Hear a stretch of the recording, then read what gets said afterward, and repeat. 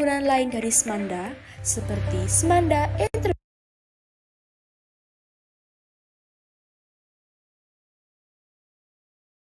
Satu, dua.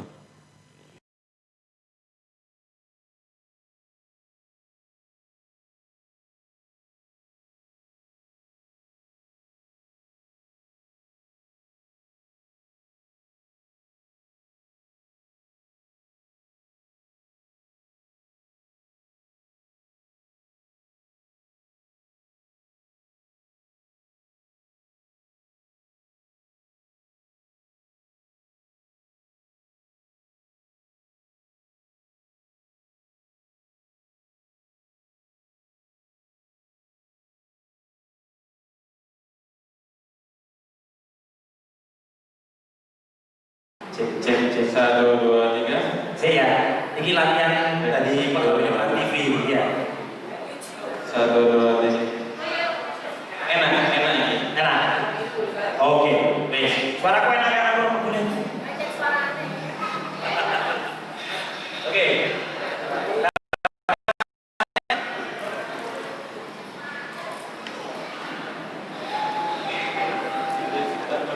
Delay ya.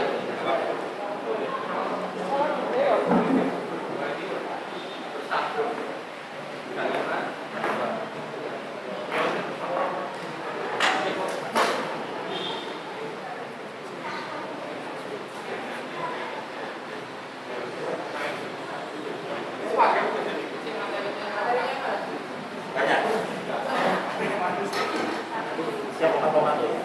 Ya langsung terus.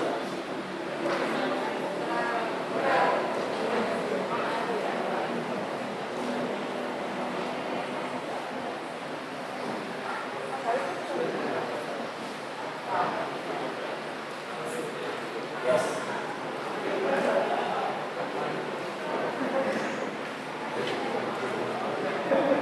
Hari ini saya minta 2 soal. Ya, kita 2 soal. Lalu nanti ya, tapi ini kita nanti masalah selesai. Lalu saya ini studi saya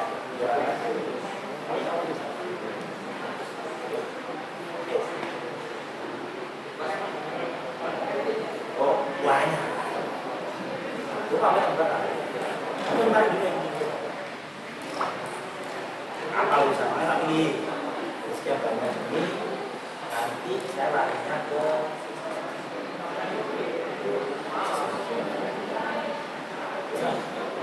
bisa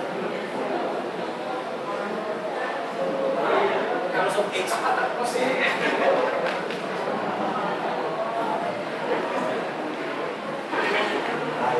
nah ini dulu aja ya bes mana awal dulu aja bes nah duduk keluarga dulu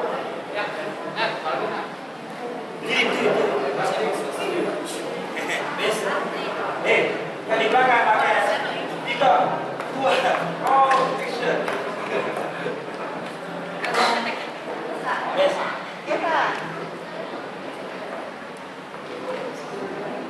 Assalamualaikum warahmatullahi wabarakatuh.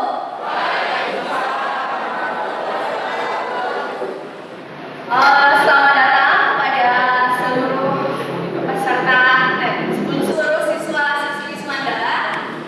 Yang terhormat Bapak Ahmad Faiz SS sebagai pembicara hari ini, dan yang terhormat Bapak Ibu guru yang kami hormati, serta kepada seluruh siswa-siswi Semanda kelas 11 yang sangat saya cintai dan sangat saya rindukan. Apa kabar? Mana sih semangatnya? Saya mau dengar lagi. Apa kabar semuanya? Luar biasa gitu ya. Apa kabar? Coba saya sudah lama sekali tidak mendengarkan semangat dari teman-teman semua. Hari ini acara kita bersama-sama adalah sosialisasi tentang asesmen nasional. Apa itu? Kalian semua harus tahu. Kita semua, bahkan Bu Vina juga penasaran banget. Ini adalah hal yang baru untuk kita semua, yang pastinya unik. Tadi saya dapat bocoran sedikit, unik katanya. Nah, kita cari tahu, kita kepoin apa yang akan disampaikan oleh Bapak Ahmad Faiz. Sensei, siap ya? Saya akan langsung mempersilakan beliau untuk memaparkan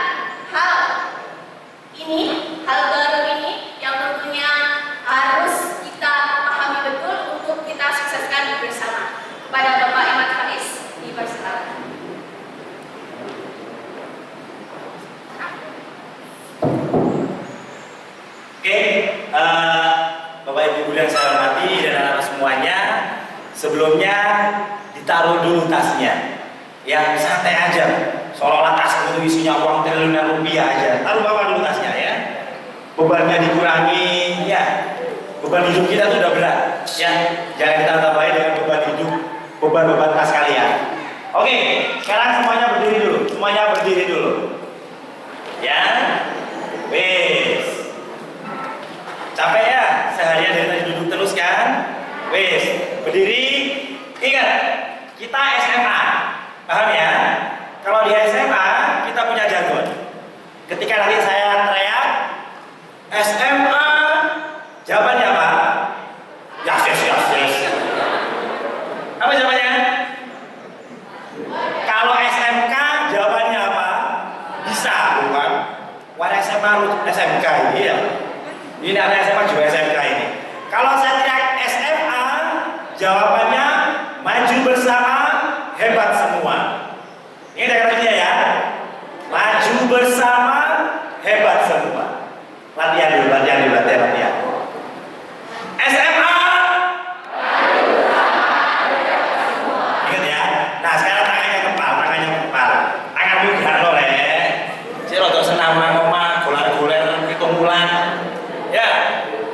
Wes, mau 2 tangan, 1 tangan terserah. Yang pasti semangat, dibakar semangatnya ya. Oke, 1, 2, 3. SMA. Bantaran sing nangar, ya. Kurang jos sekali lagi. Oke, generasi manusia hebat. Ya, kita getarkan aula SMA di situ Pandaan. 1, 2, 3. SMA.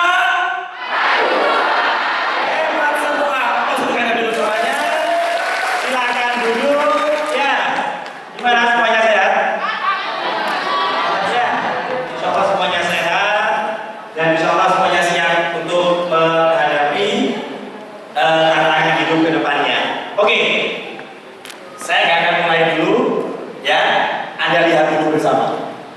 Ya, saya nggak buka dulu. Mohon izin, saya nggak buka dulu. Anda lihat dulu secara seksama. No. Soal PowerPoint.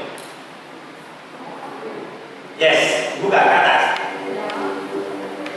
Jadi, no, langsung di slideshow. Yes, yang ke belakang baca.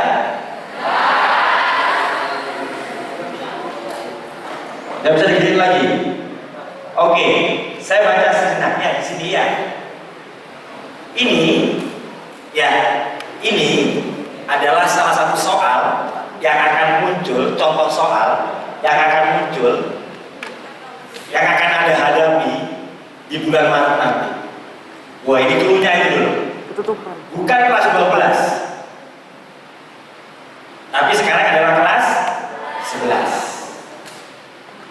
Di asesmen nasional ada 3 poin penilaian. Salah satunya adalah AKM, asesmen kompetensi minimum.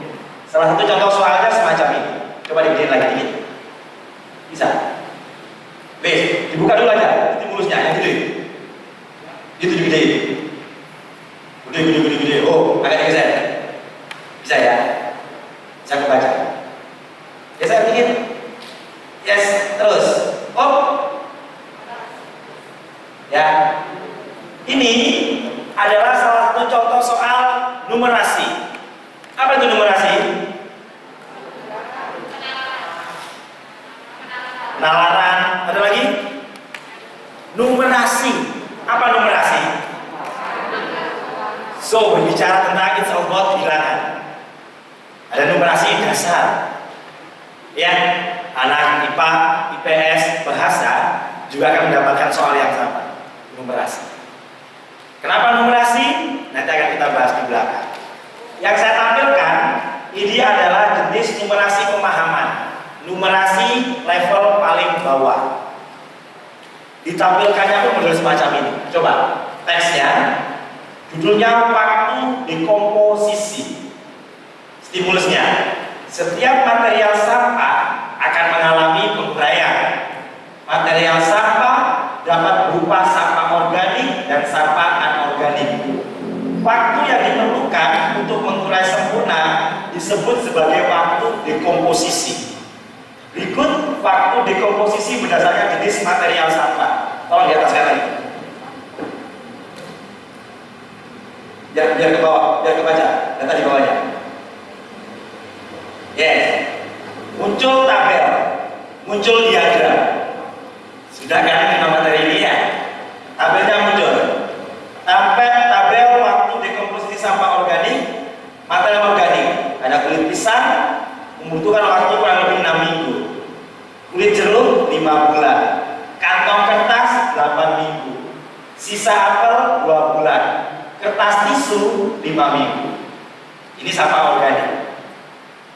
Muncul diagram dekomposisi sampah anorganik. Atasin lagi mas. Sorry. Yes.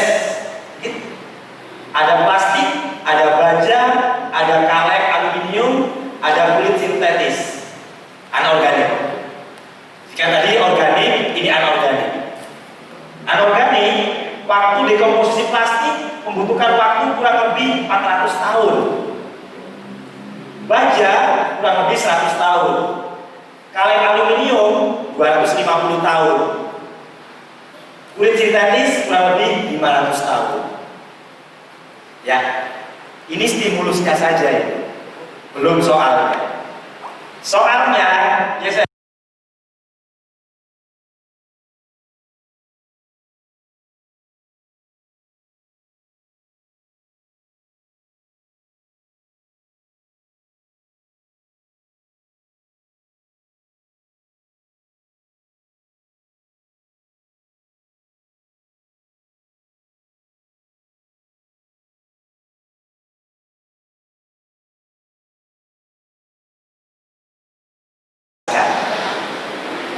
ini salah satu contoh soal asesmen kompetisi.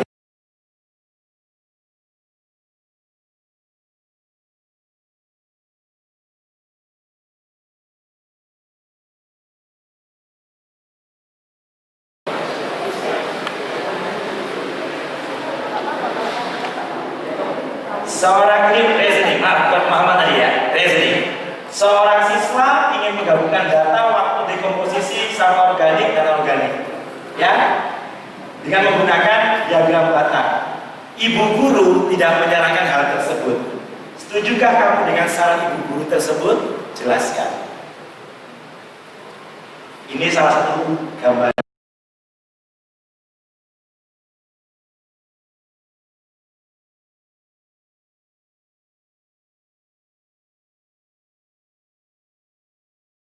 Nah, itu sudah level 5. Sekarang kita ke level 2.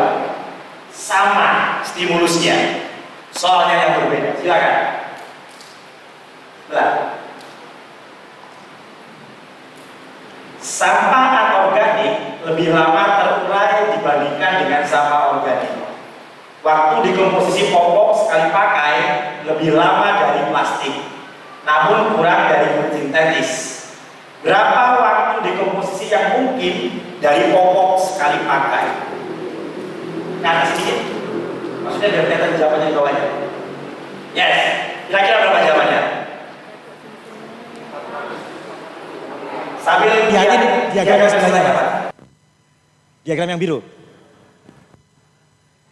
Baca dulu soalnya, lihat diagramnya. Ke atasin. Yes, biar kebaca.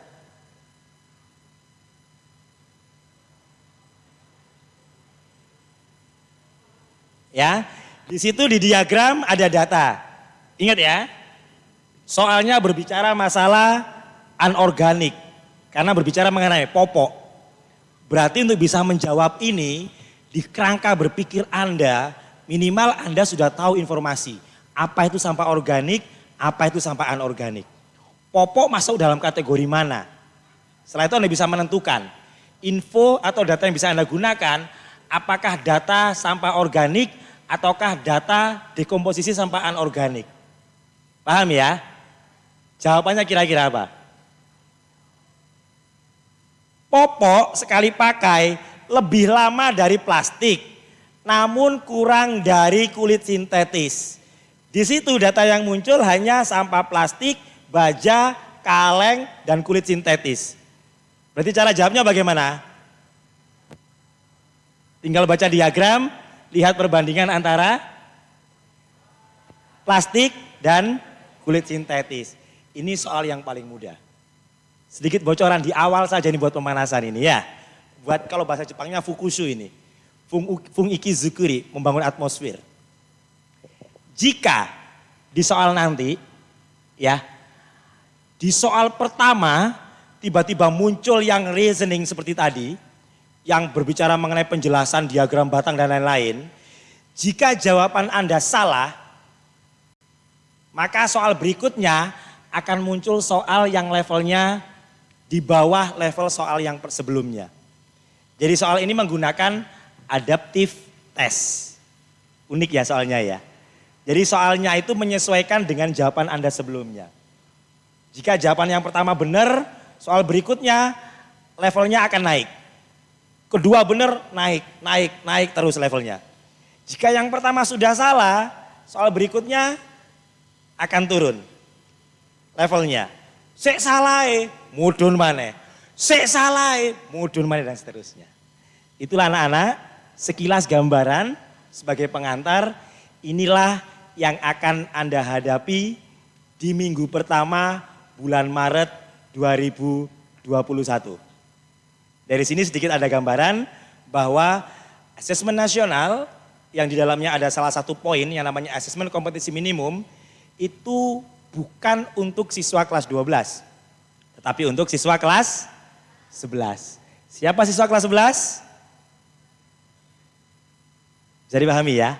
Hai, untuk lebih jelasnya Mas, monggo diputar penampilan video dari sepupu saya, Bapak Menteri Pendidikan, Bapak Nadiem Makarim. Silakan.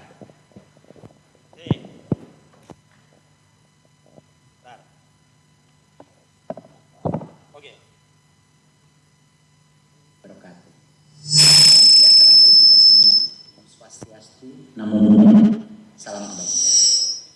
Yang saya hormati Bapak Ibu yang hadir pada acara virtual hari ini. Semoga semua diberikan berkah, keselamatan, dan kesehatan. Peningkatan sistem evaluasi pendidikan adalah bagian dari kebijakan yang didukung penuh dengan tujuan utama mendorong hasil belajar baru. Untuk itu Kemendikbud mengeluarkan kebijakan asesmen nasional yang dirancang tidak hanya sebagai pengganti ujian nasional dan ujian sekolah berstandar nasional, tetapi sebagai penanda perubahan paradigma tentang evaluasi pendidikan. Perubahan mendasar asesmen nasional adalah tidak lagi mengevaluasi capaian murid secara individu, akan tetapi mengevaluasi dan memetakan sistem pendidikan berupa input, proses, dan hasil. Potret layanan dan kinerja setiap sekolah dari hasil asesmen nasional ini kemudian menjadi cermin untuk kita bersama-sama melakukan refleksi, mempercepat perbaikan mutu pendidikan Indonesia. Asesmen nasional terdiri dari 3 bagian, yaitu pertama, asesmen kompetensi minimum atau AKM. Kedua, yaitu survei karakter. Dan yang ketiga adalah survei lingkungan belajar.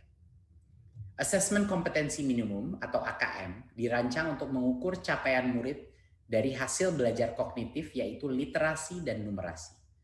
Kedua aspek kompetensi minimum ini menjadi syarat bagi murid untuk berkontribusi di dalam masyarakat, terlepas dari bidang kerja dan karir yang ingin mereka tekuni di masa depan. Fokus kepada kemampuan literasi dan numerasi tidak kemudian mengecilkan arti penting mata pelajaran, karena justru membantu murid mempelajari bidang ilmu lain, terutama untuk berpikir dan mencerna informasi dalam bentuk tertulis dan dalam bentuk angka atau secara kuantitatif. Jadinya kemampuan literasi dan numerasi adalah kemampuan yang akan berdampak kepada semua mata pelajaran yang diajarkan dan dipelajari oleh murid-murid kita. Bagian kedua adalah dari asesmen nasional adalah survei karakter yang dirancang untuk mengukur pencapaian murid dari hasil belajar sosial emosional berupa pilar karakter untuk mencetak profil pelajar Pancasila. Dengan 6 indikator utama, yaitu beriman dan bertakwa kepada Tuhan Yang Maha Esa serta berakhlak mulia. Kedua, kebinekaan global. Ketiga, kemandirian. Keempat, gotong royong. Kelima, bernalar kritis. Dan yang keenam, kreativitas. Bagian ketiga dari asesmen nasional adalah survei lingkungan belajar untuk mengevaluasi dan memetakan aspek pendukung kualitas pembelajaran di lingkungan sekolah. Asesmen nasional pada tahun 2021 dilakukan sebagai pemetaan dasar, baseline, dari kualitas pendidikan yang nyata di lapangan. Sehingga tidak ada konsekuensi bagi sekolah maupun murid. Kemendikbud juga akan membantu sekolah dan dinas pendidikan dengan cara menyediakan laporan hasil asesmen yang menjelaskan profil, kekuatan, dan area perbaikan di tiap sekolah dan daerah. Sehingga sangat penting dipahami, terutama oleh guru, kepala sekolah, murid, dan orang tua, bahwa asesmen nasional untuk 2021 tidak memerlukan persiapan-persiapan khusus maupun tambahan yang justru akan menjadi beban psikologis tersendiri. Tidak usah cemas, tidak perlu bimbel khusus untuk asesmen nasional. Untuk itu, mari kita semua bersama-sama mendukung pelaksanaan asesmen nasional mulai tahun 2021 sebagai bagian dari reformasi pendidikan Indonesia. Terima kasih dan salam Merdeka Belajar.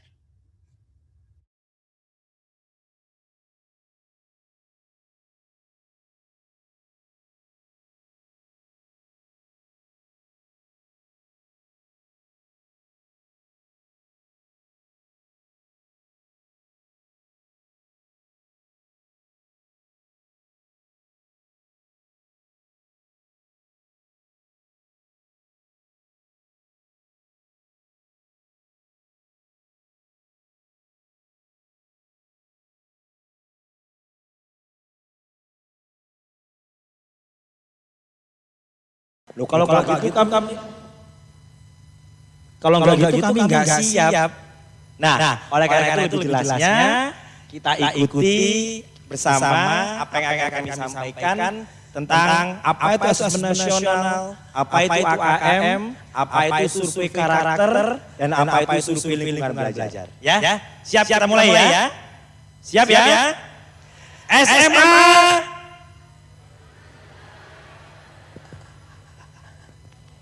Maju bersama. Sekali lagi ya. Semangat ya. Sambil getruk-getruk enggak apa. Jangan ngantuk ya. Sekali lagi. SMA hebat semua.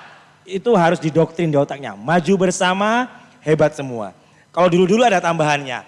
Siap berbagi, ikhlas memberi. Nah, sekarang disingkat cukup maju bersama, hebat semua. Oke, mohon izin kita mulai. Bismillahirrahmanirrahim. Assalamualaikum warahmatullahi wabarakatuh. Selamat pagi, salam sejahtera buat kita semuanya yang sangat kami hormati.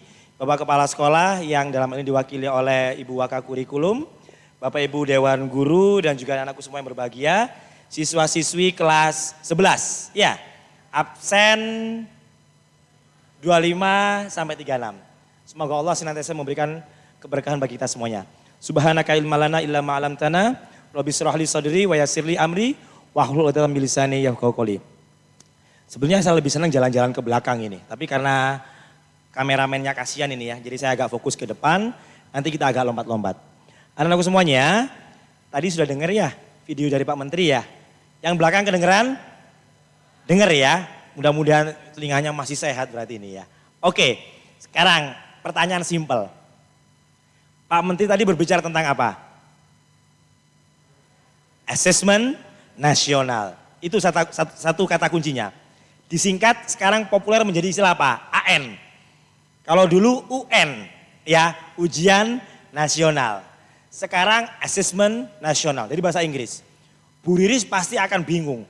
Kok iso moro-moro asesmen sing gurine ono tene, moro-moro diwalik jadi bahasa Indonesia. Demi ini, Pak Menteri sampai menghubungi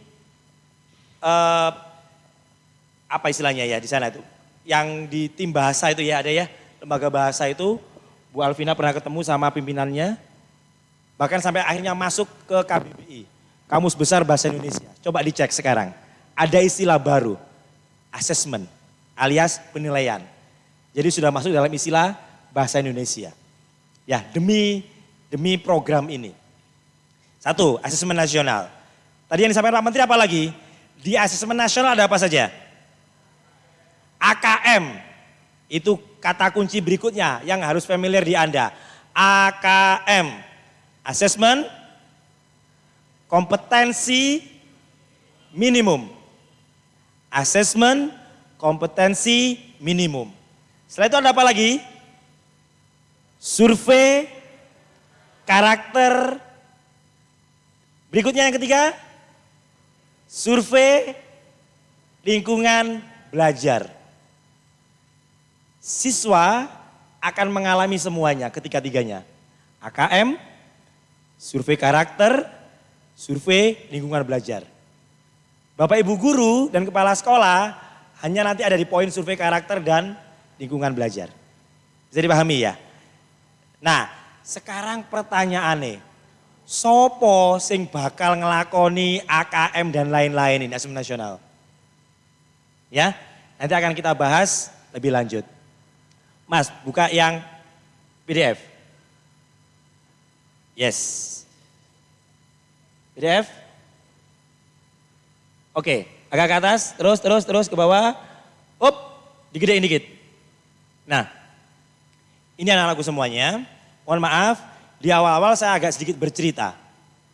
Anda mungkin akan bingung, digedein dikit lagi nggak apa-apa. Nanti main geser-geser aja. Gedein lagi. Selama ini kan Anda bingung, apa itu revolusi industri 4.0, ya. Selama ini kan Pak Jokowi dan timnya selalu berteriak-teriak, revolusi industri 4.0. Kita lihat sejenak. Revolusi industri 1.0 sudah kita lewati jauh. Itu zamannya James Watt dan kawan-kawan. Awal mula ditemukannya mesin uap dan lain-lain. Kemudian muncul revolusi 2.0. Ada teknologi, kelistrikan dan lain-lain. Ini Jepang, waktu itu yang menjadi leadernya. Kalau yang pertama kan area Eropa, Amerika.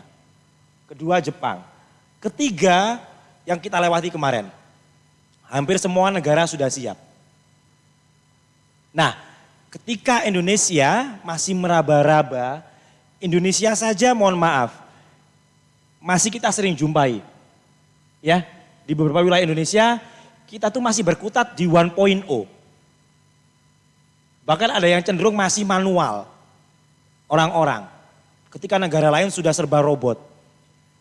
3 sudah kita lewati, sekarang kita masuk ke 4.0. IT, OT, opo mana itu? Ya, OT Operational Technology. Kemudian ada mesin otonom. Coba lihat sekarang.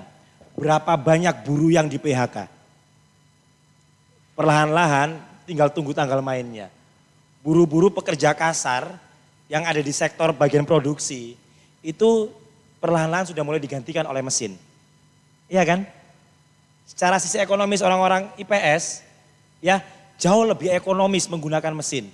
Meskipun awalnya mahal. Tapi berikutnya mesin akan lebih menghasilkan. Perawatannya pun mudah, menungso, durung cerewete, durung lorone, durung demone, gaji diturunkan, gak mau kerja dan lain-lain. Mesin gak mengenal itu. Cukup colokin listrik, hanya butuh 1-2 orang untuk mengoperasikan, jalan. Robot canggih sudah sering dijumpai. Ya, 2018 kemarin ke Jepang, di suatu hotel di Osaka namanya Plaza Osaka, saya kaget. Ya, yang menerima kami di resepsionis itu sudah robot. Sudah nggak ada manusia di sana. Di robotnya di sini ada layarnya, kita tinggal sentuh. Kita mau kamar yang berapa-berapa. Bahkan kita sering jumpai di Cina banyak pelayan-pelayan robot. Ya, meskipun mereka nggak punya feeling, bahkan yang terbaru ada robot namanya Android, ada robot namanya apa dan lain-lain. Sudah jadi teman ngobrol manusia dan lain-lain. Kemudian ini yang ngeri. Big data analisis. Sekolah sudah mulai pakai. Bu Wit, Pak Ardian, coba sekarang. Ya, ketika Anda PPDB cukup sekali masukin data, data bakal kepakai selamanya. Big data. Dulu tulis tangan. Kena banjir, hilang, sekolah ngeluh. Kebakaran, sekolah ngeluh. Sekarang data Anda tersimpan dengan baik. Kita pakai big data, big data. Coba lihat Google. Kalau dipikir-pikir, Google tuh uangnya dari mana sih? Coba uangnya dari mana? Iklan?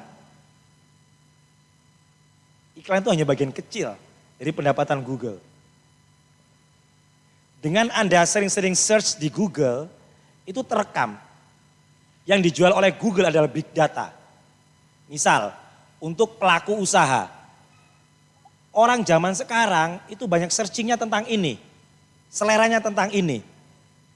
Iya kan? Jadi sepatu yang dibutuhkan orang sekarang modelnya kayak gini. Itulah yang dijual oleh Google ke perusahaan-perusahaan sepatu. Bisa lihat, kenapa GoFood, ya kan, kadang ada promo ini itu. Gojek ada promo ini itu. Anda akan mikir, kok murah banget ya? Ini uangnya dari mana? Jangan dikira, mereka merekam setiap aktivitas Anda. Data yang terkumpul itu dianalisis, itulah yang dijual ke pelaku-pelaku usaha. Sudah nyampe situ pikirannya? Si mandu-mandu dong. Big data. Ya. Pabrik cerdas sudah mulai dibangun di mana-mana.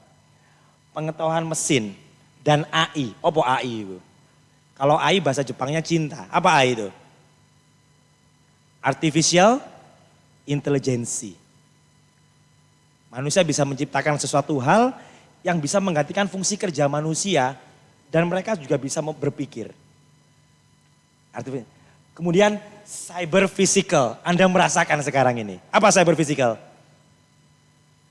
Ya, sekarang kan cyber physical kita ya. Sekarang di sini kita ketemu, teman-teman yang di rumah cukup lihat live streaming YouTube, bisa merasakan kehadiran Anda. Itu namanya cyber physical. Ini 4.0. Sekarang pertanyaannya, kira-kira anak-anak Indonesia ini kira-kira siap nggak menghadapi tantangan hidup ke depan yang seperti ini?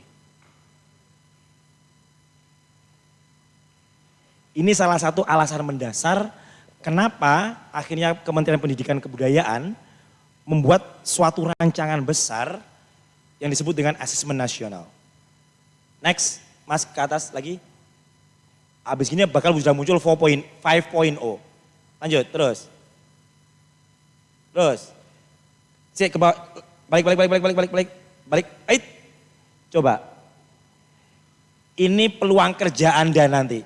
Saat ini Anda nggak bisa membayangkan, dulu zaman saya ketika lulus, ya jurusan paling favorit itu sastra Inggris. Karena seolah-olah kalau masuk sastra Inggris, bakal bisa kerja dimanapun. Kemudian setelah itu muncul fenomena, jurusan paling favorit adalah jurusan bahasa Indonesia dan bahasa Jawa. Karena Indonesia kekurangan guru bahasa Jawa sama bahasa Indonesia. Mlebu kabeh nang kono. Ketika lulus, loh kok penuh, kok nggak ada lowongan kerja.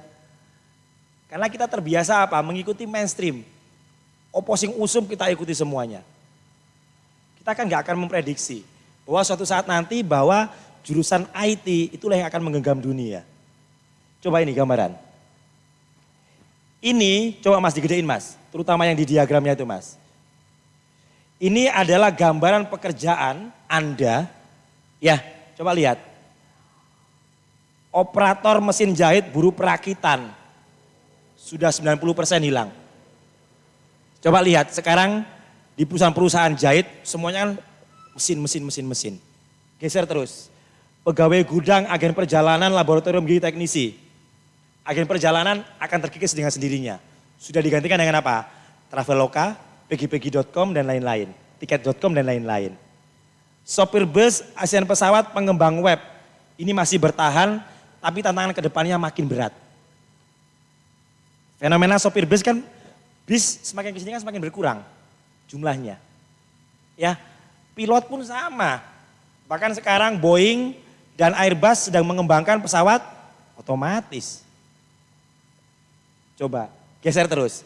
Kira-kira yang akan bertahan pekerjaan apa kira-kira ke depannya? Geser terus Mas, sebelah. So, perancang busana. Kenapa kira-kira perancang busana bisa bertahan? Karena ada feel, ada perasaan, ada design thinking, ada analisis. Dan yang itu gak bisa digantikan oleh mesin. Iya kan? Eksekutif perusahaan jelas, direktur gak bisa digantikan.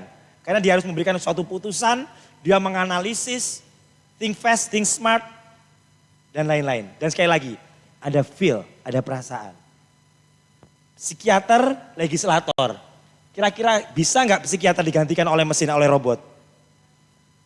Ada feel, ada perasaan. Legislator pun sama. Dan yang gak kalah penting, sekarang pertanyaannya.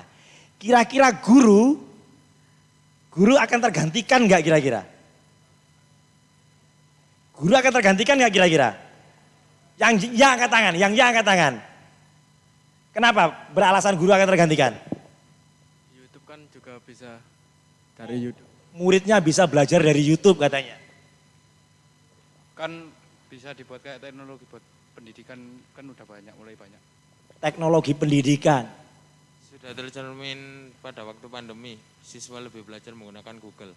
Sudah tercermin di masa pandemi, siswa banyak belajar dari Google. Silakan Bu Riris. Ayo, guru bisa tergantikan? Kalau pertanyaannya guru bisa tergantikan, tidak. Tidak. Tapi kalau guru, akankah guru tergantikan perlahan-lahan ya? Akankah guru tergantikan? Ya. Perlahan-lahan. Pertanyaannya yang salah. Guru seperti apa yang akan tergantikan oleh kemajuan teknologi? Harusnya seperti itu. Bisa dipahami ya? Apakah guru tergantikan? Kondisional. Pertanyaan harus spesifik. Guru seperti apa yang akan tergantikan oleh kemajuan teknologi? Maksudnya, kalau guru sekedar ngajarnya hanya memberikan materi-materi, latihan-latihan di YouTube selesai.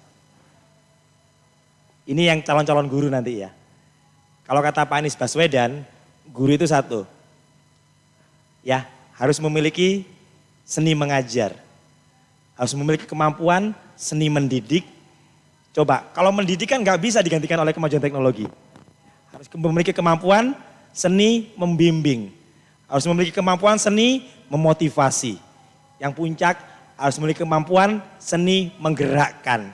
Oleh karena itu sekarang Pak Nadiem Makarim membuat program namanya Guru Penggerak. Bagaimana guru yang gak sekedar memotivasi, tapi juga memberikan teladan-teladan nyata dan mampu mendorong anak-anaknya. Seperti kata-kata Pak Ki Jar Dewantara, ing ngarsa sung tulodo, ing madya mangun karso, tutwuri handayani. Itu gambarannya. Lanjut Mas. Berikutnya. So, mohon maaf ya, ini sekilas saja tentang kebutuhan higher order thinking skills di dunia kerja nanti. Lanjut, Mas. Nah, ini anak-anak semuanya, salah satu alasan utama kenapa akhirnya pemerintah membuat kebijakan asesmen nasional. Ujian nasional sudah mulai dihilangkan. Tolong digedein. Gedein lagi. Terus. Saya fokus, nih, coba di yang sebelah dulu. Ini fenomena nyata, anak-anakku semuanya, miris. Di tahun 2018 puncaknya lah ya, untuk kompetensi membaca. Indonesia di peringkat berapa itu? Di tahun 2020. Di peringkat berapa? 72 dari 77 negara yang disurvei. Itu menunjukkan berarti kompetensi membaca atau kemampuan membaca siswa Indonesia masih sangat rendah. Real. Berikutnya, matematik. Kita di angka berapa itu? Di tahun 2018. 72 dari 78. Ini real terjadi di Indonesia. Sains 70 dari 78. Yang ngeri lagi kalau kita lihat hasil itu, analisisnya itu. 70% siswa di bawah kompetensi yang membaca. 71% di bawah kompetensi minimum matematik. 60%. Dan ini ada kekhawatiran jika siswa Indonesia tiba-tiba ditarungkan di masa bebas nanti, global nanti, siswa Indonesia nggak akan siap bersaing. Akhirnya yang terjadi adalah kita menjadi kacung, kita menjadi buruh di negara sendiri. Itu kekhawatirannya. Bisa dipahami ya? Jadi itu sekilas tentang kenapa harus ada reformasi pendidikan. Salah satunya mengenai asesmen nasional. Kita nggak usah takut, asesmen nasional ini hanya baseline. Baseline itu mengukur data awal. Nanti muncul data SMA Pandan ini di poin berapa, di level berapa. Nah untuk berikutnya baru akan kita benahi perlahan-lahan. Bisa dipahami ya? Oke. SMA maju bersama hebat semuanya. Ganti Mas tampilannya. Sekarang kita nggak menggunakan ini. Hah? Lihat slide. Oh lihat slide. Serut. Ini ya sering soal Anda ya? Coba ini gedein Mas. Iki jarno buit sing jawab iki wis. Lek buit sing jawab bener iki biasane iki. Coba lihat. Untuk menjawab ini, apakah harus anak IPA? Enggak. Kenapa bukan harus anak IPA saja? Karena Anda harus punya bahan sehari-hari. Ya, anak IPA punya konsep, tapi dia enggak update, dia pun akan gratul-gratul menjawab soal semacam ini. Ini salah satu contoh soal. Jangan salah, di AKM juga akan ada soal benar salah. Benar salah, mencocokkan. Selain tadi soal pilihan ganda kompleks dan lain-lain. Wis, lanjut. Nah, sekarang anak-anak, stop. Kita akan melangkah ke berikutnya. Apa? Oke. Tadi sudah disepakati ya, bahwa akan ada poin. Muncul.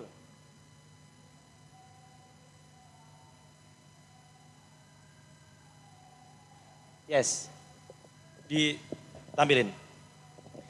Di asesmen nasional ada AKM, ada survei karakter, ada survei lingkungan belajar. Kita mulai dulu dari AKM yang pertama. Tampilin Mas. Langsung aja di slide show. Dari awal. Dari awal dulu. Yes. AKM dan implementasi. Tadi Pak Menteri sudah mengatakan, gak perlu risau, gak perlu galau. Ya.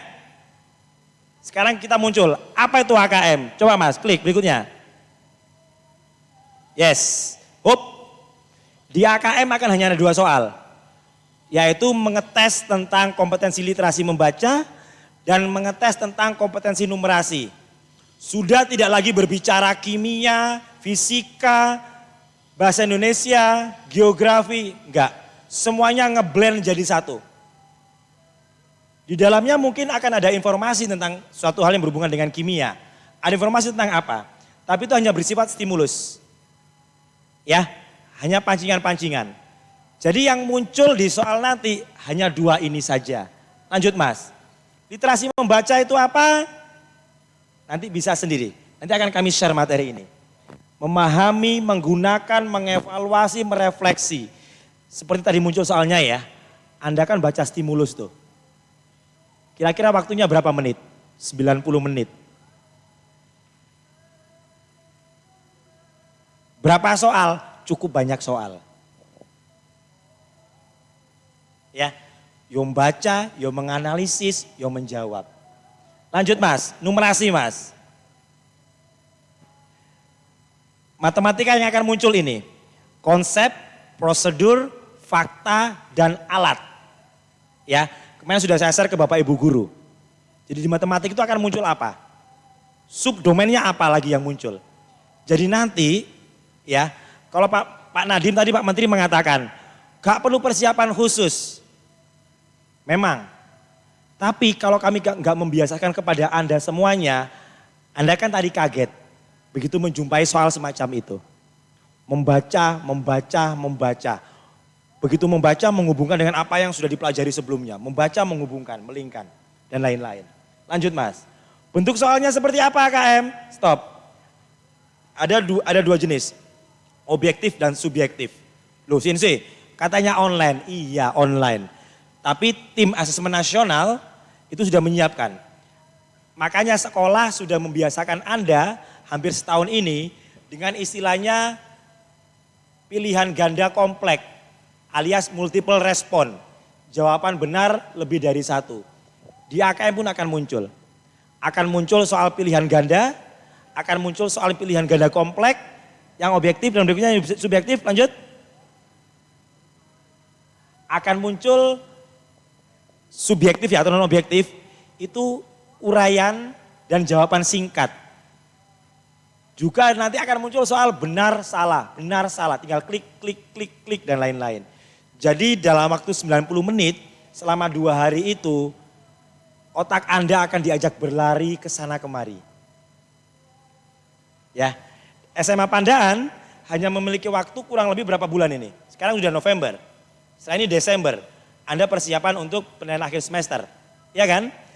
Januari, Februari, Maret minggu pertama sudah berjalan. Jadi efektif waktu kita hanya kurang lebih 2 bulan untuk membiasakan anak-anak, Anda semuanya khususnya kelas 11, terbiasa dengan soal-soal AKM. Lanjut Mas. Wes, ini contoh. Ini soal yang muncul di uji coba AKM tahun lalu. Kakak kelas Anda yang kelas 12 kemarin yang mengerjakan uji coba. Soalnya ada gambar, ada semacam pamflet pengumuman data tentang fenomena pola hidup anak muda saat ini. Coba saya baca ya. Kaum muda saat ini, 1, kaum muda terus mengikuti gaya hidup kekinian. Banyak yang terbelit masalah keuangan. Hanya sebagian kecil kaum muda mengerti prinsip keuangan.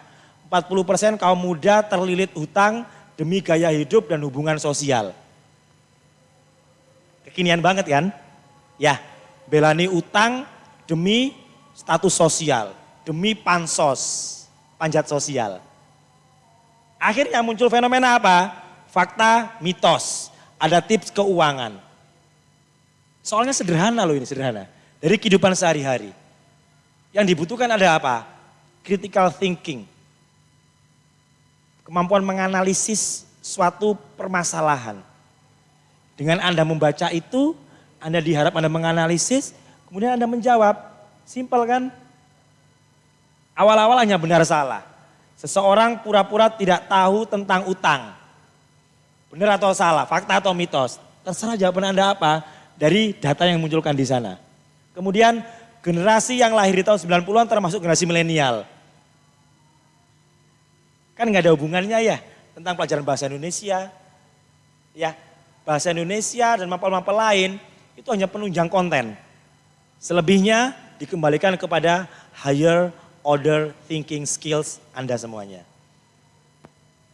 Ini model-model soalnya. Ini yang tahun lalu. Lanjut Mas. Contoh soal numerasi. Bayangno, sak soal ini ya. Baca lagi Anda. Rata-rata dimunculkan apa? Masalah demografi, data-data muncul itu muncul. Jadi mulai dari sekarang, nanti pun Bapak Ibu Guru sama. Ketika memberikan soal, biasakan anak-anak dimunculkan data-data, setelah itu baru muncul soal-soal yang menunjang. Jadi intinya ben soal, biasakan anak-anak membaca, menganalisis. Baru dihubungkan dengan konsep yang diharapkan yang muncul dari berbagai macam kompetensi dasar yang sudah ditetapkan oleh pemerintah. Berat tantangannya ya. Ayo lanjut. Tuh, bentar. Inilah nanti soal-soal yang akan muncul di AKM, anakku semuanya. Ya, kalau literasi membaca cenderungnya teks informasi, teks sastra. Ini Bu Riris ini, nanti bakal senang ini. Munculkan model-model teks semacam itu. Dari awal kan semuanya rata-rata teks informasi, ya kan? Informasi dari apa? Dari hal yang kekinian, hal yang nyata, yang ada dalam kehidupan Anda sehari-hari. Kalau matematik sudah jelas, wah ini siap-siap ini. Nanti Bu Wit, Bu Atifah, ataupun guru-guru matematika yang lain, ini siap-siap Anda akan digembleng ini nanti ini. Ya, ini nanti akan yang muncul. Hai, lanjut. Lulus? Yes. Selama ini kita cenderung belajar untuk membaca. Tapi nanti setelah ini, di mindsetnya sudah dirubah. Bahwa Anda adalah membaca untuk belajar sesuatu hal. Kita kan selama ini kan tahapannya kan baru pembiasaan membaca. Semanda 2 tahun yang lalu ada program cukup bagus. Literasi membaca 15 menit awal. Setelah itu anak disuruh meresensi. Apapun itu bukunya yang dibaca. Tapi hanya berjalan beberapa saat. Setelah itu membuat kebijakan membaca kitab suci. Ya. Tapi itu jangan dijadikan suatu alasan. Nanti di rumah pun sama. Minimal salah satu hal yang bisa Anda ikhtiarkan, biasakan membaca dulu. Saya nggak membayangkan Anda membaca buku saja lelah. Ya. Coba angkat tangan di sini. Yang membaca buku terus tidur, angkat tangan. Membaca buku terus tidur, ketiduran. Yes, berarti otaknya bekerja.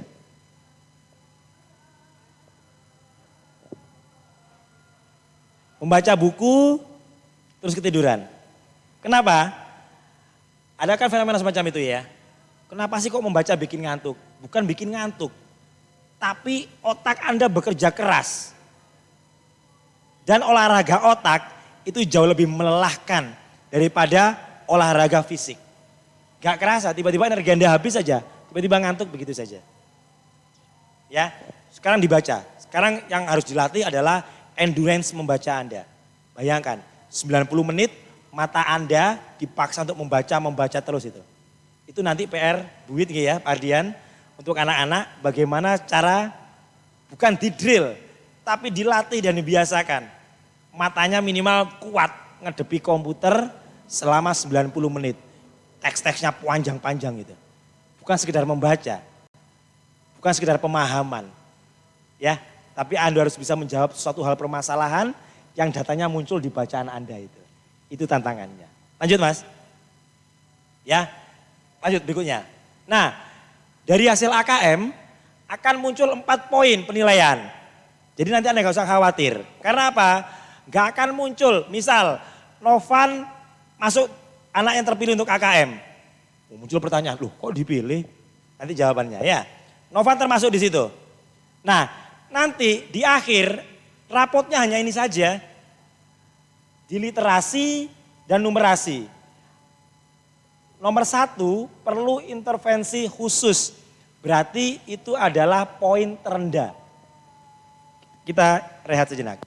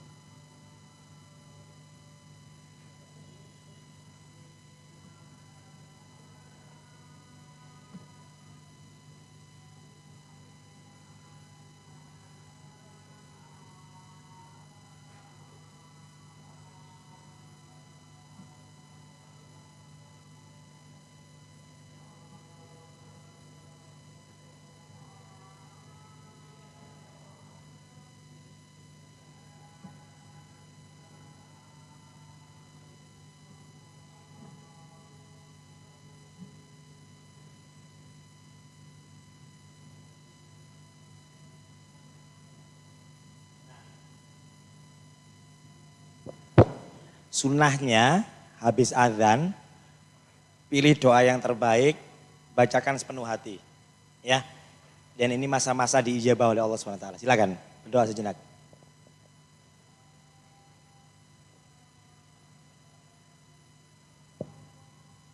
Oke, lanjut ya, sedikit lagi.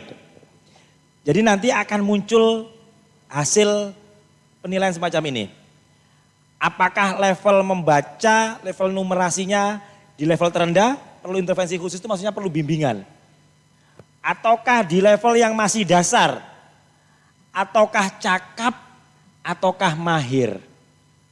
Ya, lanjut Mas. Oh selesai. Sekarang pertanyaannya, Sensei, terus opo sih Sensei sing melo AKM iki? Semuanya siswa kelas 11 atau dipilih sekolah atau sebagian atau gimana? Ada yang sudah tahu? Tadi Pak Menteri sudah ngomong itu Pak Menteri. Yang digunakan adalah sampling. Walah, asalnya sampling aja gopo. Bukan sampling biasa. Ya. Ini diikuti oleh 45 siswa per sekolah. Yang jadi kesulitannya adalah 45 siswa ini bukan ditentukan oleh sekolah. Tapi diacak by data oleh Kementerian Pendidikan Kebudayaan. Berdasarkan sosioekonomi. Ya, bisa saja Reza, bisa saja Rido, bisa saja Sisil, bisa saja Wahyu Ramadan, Areski, coba mana? Bisa saja Arimba, Seno, Raja, coba mana? Prayoga, Ninja Hattori dan lain-lain. Ya. Kami taunya kapan? Nanti. Beberapa saat menjelang AKM, menjelang asesmen nasional, di sana baru merilis. Ini loh, siswa yang akan mengikuti asesmen nasional. Itulah mengapa sekolah harus mempersiapkan diri jauh-jauh hari. Kalau sekolah bisa memilih, enak wis, ya Bu Wit ya, langsung dipilih. Di arek-arek siki, wes langsung di-drill terus. Tapi Kementerian Pendidikan Kebudayaan di sana banyak orang-orang pinter. Pak Menteri juga luar biasa ya. Seumuran saya, lebih tua saya. Saya lahir tanggal 28 Juni, Pak Menteri 4 Juli. Di tahun yang sama. Tapi nasib berbeda. Otak juga berbeda.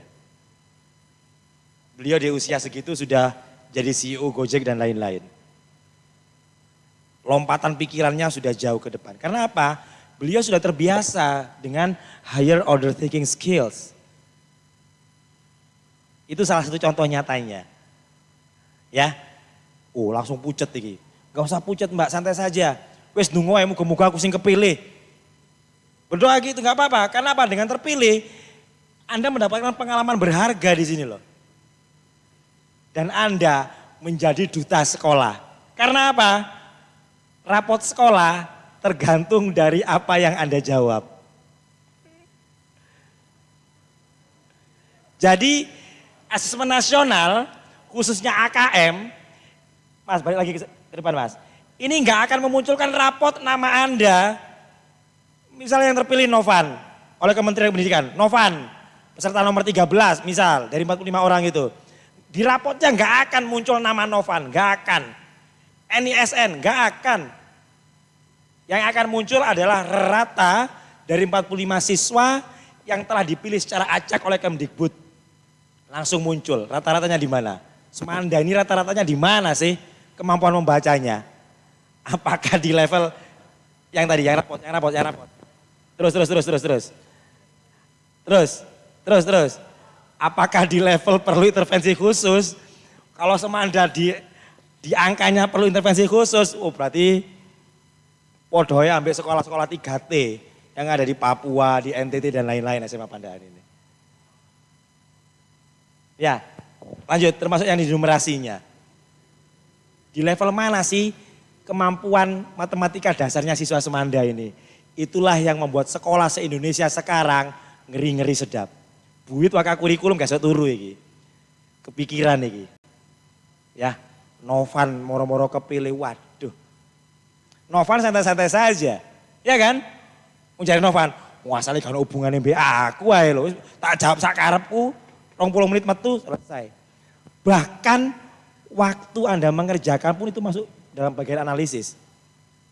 Ya, jam berapa Anda mengerjakan, jam berapa Anda keluar, itu masuk ke dalam data semua. Yes. Muncul pertanyaan, Sensei, berarti kan saya bisa jawab seenak saya? Bisa. Tapi sekarang pertanyaannya, di mana tanggung jawab moral Anda sebagai seorang pelajar yang di belakangnya ada nama besar SMA Negeri 1 Pandaan? Karena nasib Semanda tergantung dari bagaimana jari Anda mengklik tombol-tombol itu. Karena dari situlah akan muncul rapot Semanda ada di level yang mana. Paham ya? Kalau UN kan menyangkut nasib Anda sendiri. Tapi pemerintah nggak berpikir ke sana. Karena pemerintah akan memotret apakah sekolah sudah melaksanakan pembelajaran yang bagus. Sekarang kan muncul jawabannya. Walah, ternyata dulu dibuat sistem zonasi itu larinya ke sini toh. Yes. Kan Anda ini kan angkatan pertama. Ingat waktu dulu kelas 10 masuk. Sensei, bolak-balik dulu Buwit curhat ini. Oh kami bolak-balik disebut generasi zonasi. Sekarang kan nggak perlu gelisah lagi. Karena itu kebijakan pemerintah memang. Bagaimana sekolah harus menerima input yang heterogen. Siswa yang dengan latar belakang yang berbagai macam. Yang ada yang masuk Semanda karena jaraknya dekat dari rumah, zonasi. Ada yang masuk karena hanya sekedar prestasi non-akademisnya. Ada yang masuk karena prestasi akademisnya. Yang angkatan Anda masuk karena nilai ujian nasional. Yang adik kelas Anda kelas 10 masuk karena rata nilai dan lain-lain. Bagaimana sekarang tantangannya sekolah mengolah anak-anak yang heterogen ini, ya, yang munculnya itu anak macan, anak cicak, anak ayam, anak apa, ibaratnya semacam itu kan. Lulus harus menjadi seekor macan dewasa. Itu tantangannya. Atau jika diibaratkan dengan macan, bagaimana macan sing cacingan, macan sing kurus, macan sing lulus menjadi macan dewasa yang sehat, yang gahar, yang siap menjadi pimpinan di mana-mana. Itu tantangannya. Oleh karena itu, pemerintah membuat kebijakan ini. Bisa dipahami? Sudah siap melaksanakan AKM? Insya Allah siap ya. Ingat kata-kata tadi, SMA, maju bersama, hebat semua. Sudah mulai kejawab sedikit ya. Oh ternyata AKM itu buat siswa kelas 11. Soalnya ternyata beda sama ujian nasional. Dan gak menentukan kelulusan. Dan gak menghasilkan rapot individu. Tapi yang dimunculkan adalah rapot satuan pendidikan. Rapotnya pun modelnya semacam ini nanti penilaiannya. Dan nasib sekolah tergantung dari bagaimana jari-jari Anda memilih jawaban dari soal-soal yang dimunculkan. Dan bagaimana sejauh mana kemampuan Anda dalam membiasakan diri berliterasi dan menganalisis khususnya hal-hal yang berhubungan dengan numerasi dasar. Itu yang pertama. Masih kuat? Masih ya, harus masih kuat ya. Lanjut Mas, ganti sekarang.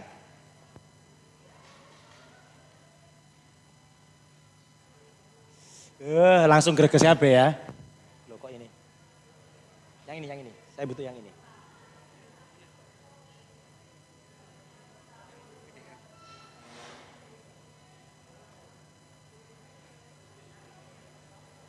So, yang berikutnya, setelah AKM, jadi gini, yang bikin Anda lelah nanti, di hari pertama nanti yang terpilih ya, kan gak ada yang tahu siapa yang terpilih ini.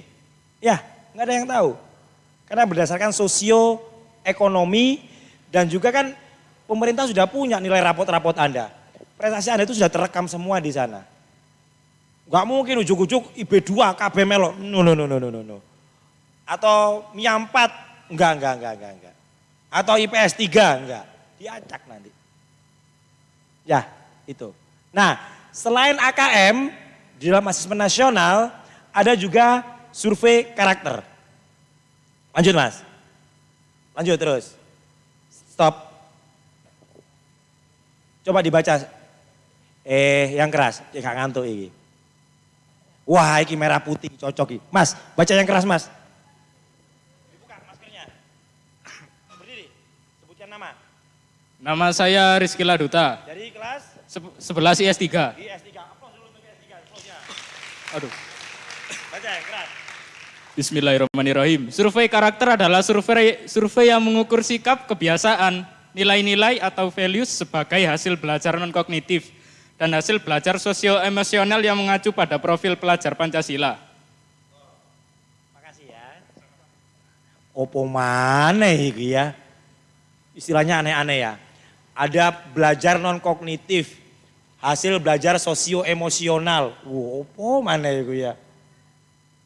Kemudian ada lagi istilah baru, profil pelajar Pancasila. Ini nanti pun akan Anda jawab di survei karakter. Siapa yang menjawab? Ya 45 siswa yang terpilih tadi. Setelah hari pertama mengerjakan soal 90 menit, pikirannya, otaknya diajak lari-lari kemana-mana, ya istirahat. Setelah itu mengerjakan survei karakter selama 30 menit. Ya, tapi ini agak enteng ini. Lanjut Mas. Mohon maaf, alokasi waktunya 30 menit pada hari pertama. Lanjut terus. Stop. Tadi kan ada values, nilai-nilai dari non-kognitif. Maksudnya hal-hal yang di luar pembelajaran di kelas. Sosio-emosional. Tahu sosio-emosional? Ya, bagaimana psikologi Anda. Kemudian yang terpenting ini istilah baru. Profil pelajar Pancasila. Opo mana iku sensei? Dulu kita terbiasa dengan istilah PPK, penguatan pendidikan karakter. Ya, yang sering kita teriak-teriakkan itu. Religiusitas, kemudian nasionalis, mandiri, gotong royong, integritas. 5. Rupanya oleh Tempus Menjar, Pusat Asesmen dan Pembelajaran, ini dianggap kurang signifikan. Dan dikerucutkan lagi, ditarik benang merah, dihubungkan dengan Pancasila. Sampai memunculkan istilah profil pelajar Pancasila. Nanti akan ada 6 poin. Yang pertama, beriman, bertakwa kepada Tuhan Yang Maha Esa, dan berakhlak mulia. Ini fenomena nyata. Ingat Anda ketika MPLS, saya putar ya. Tentang bagaimana fenomena anak Indonesia. Berapa persen anak seusia Anda yang melakukan seks di luar nikah. Aborsi, bunuh diri, drug, dan lain-lain. Jika tidak ada rasa iman takwa dan akhlak mulia, itu akan semakin bertambah. Jadi poin 1 ini. Poin kedua, mandiri. Ya, makan dan mandi sendiri. Anak-anak sekarang harus seperti itu, dibentuk semacam itu, mandiri. Gak ketergantungan dengan orang lain. Mengerjakan tugas pun mandiri, mengerjakan ujian pun mandiri. Ya, dan lain-lain, melatih. Kemudian bernalar kritis. Nah, ini yang diarahkan tadi, ya. Makanya soal-soalnya tadi kan semuanya bernalar. Nalar kritis itu artinya apa? Menganalisis suatu hal. Tidak mudah termakan hoax. Gak mudah nge-share apapun. Jadi kalau dapat share-sharean dibaca dulu, ditelaah dulu, dianalisis. Ini bener enggak ya? Ini layak di-share apa enggak ya? Itu hal sepele. Itu gambaran sederhana dari bernalar kritis. Segala sesuatu dianalisis dulu. Tahun lalu yang ikut program kewirausahaan, angkat tangan. Ada enggak yang ikut program kewirausahaan? Hisham, Reza, dari Mia, ada kan? Ya, bagaimana sudah kami latih kan? Tentang design thinking. ada empathize, ada divine, ya kan? Kemudian tahap-tahap demi tahap. Untuk menjadi seorang pengusaha, Anda harus bernalar-nalar kritis. Melihat peluang, melihat kesempatan, mempersiapkan segala sesuatu dan lain-lain. Poin keempat, berkebinekaan global. Mungkin pemerintah melihat sekarang kita susah untuk menerima perbedaan. Ya, coba yang terjadi di Perancis saat ini. Itu kan ngeri. Tahu fenomena terjadi di Perancis saat ini? Seorang guru dipenggal oleh muridnya. Tapi yang kita lihat bukan frame itunya, tapi lihat frame ke belakangnya. Bagaimana seorang guru itu dipenggal? Karena seorang guru ini membahas karikatur yang mengejek Nabi Muhammad SAW. Ini kan jelas nggak boleh hal semacam ini diangkat dalam sebuah diskusi dalam kelas. Berarti dia tidak berkebinekaan, ya kan? Dia tidak menghargai agama orang lain. Kebetulan si siswa beragama Islam, dia nggak terima. Dan dia pun sama berpikiran sempit. Pokoknya wong sing menghina Kanjeng Nabi halal dipateni, langsung dipenggal. Setelah dipenggal, kepalanya ditaruh di jalan, difoto, diupload di statusnya. Ngeri kan? Sampai presiden turun tangan. Sekarang akhirnya coba, dari hal semacam itu, sekarang jadi suatu hal yang sangat mengerikan di Eropa. Karena Presiden Prancis, si Macron, mengatakan dia mendukung kebebasan. Nah, negara-negara Islam nggak terima, orang-orang Arab nggak terima. Akhirnya Turki memboikot produk Prancis. Seluruh negara Arab yang orang kaya-kaya itu memboikot semua produk Prancis. Akhirnya Prancis kolaps sekarang. Ngeri kan ya, efeknya bisa kemana-mana. Inilah kalau kita nggak memiliki rasa kebinekaan. Ya, saya salut dengan SMA Pandaan. Ya, jadi ada anak Kristen, ada anak Hindu, di sini pun saling pengertian, saling membantu. Gak ada kan istilah pengejek agama di sekolah kan gak ada kan. Itu kalau kita berbicara masalah agama, belum suku, ras dan lain-lain. Ya, jadi kebinekaan global ini mulai dimunculkan saat ini. Kemudian gotong royong sudah jelas dan yang terakhir kreatif. Nah inilah 6 poin yang menjadi value yang diharapkan oleh pemerintah menjadi profil pelajar Pancasila. Siapa yang diharapkan? Anda semua ini. Nah nanti soal-soal yang muncul di survei karakter, bocorannya gak jauh-jauh dengan ini dihubungkan dengan kehidupan nyata Anda di sekolah. Misal nih, kira-kira di sekolah Anda sebelum belajar ada aktivitas membaca doa enggak, ya kan? Atau dan lain-lain, dan lain-lain. Itu nanti akan muncul soal-soal semacam itu. Dan ini kalau anak ini nggak peka, ya kudet, kurang update tentang hal-hal yang terbaru di Semanda, ini nanti jawabnya pun bisa asal-asalan. Balik lagi seperti AKM tadi. Kan kami bisa jawab seenaknya, iya bisa. Nah tapi kalau Anda jawabnya ngawur, nggak sesuai dengan kondisi real di Semanda, kan bahaya. Akhirnya pemerintah pusat menangkapnya, oh ternyata di Semanda nggak pernah ada pola-pola bimbingan atau pembinaan tentang peningkatan karakter. Khususnya ikhtiar untuk mewujudkan profil pelajar Pancasila semacam ini. Bisa dipahami ya?